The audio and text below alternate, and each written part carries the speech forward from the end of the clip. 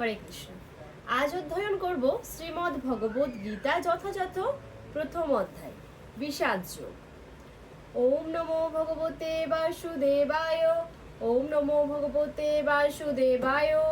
ওম নমো ভগবতে বাসুদেবায়।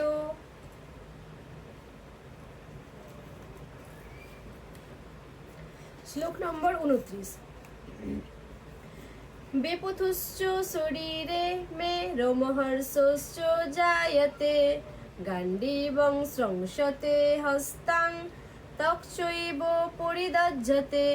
অনুবাদ: আমার সর্ব শরীর কম্পিত ও রোমাঞ্চিত হচ্ছে, আমার হাত থেকে গাণ্ডীব খসে পড়ছে এবং ত্বক জ্বলে যাচ্ছে। তাৎপর্য: শরীরে কম্পন দেখা দেবার দুটি কারণ আছে এবং রোমাঞ্চ হবারও দুটি কারণ আছে। তার একটি হয় চিন্ময় আনন্দের অনুভূতি থেকে এবং অন্যটি প্রচণ্ড জড়জাগতিক ভয় থেকে।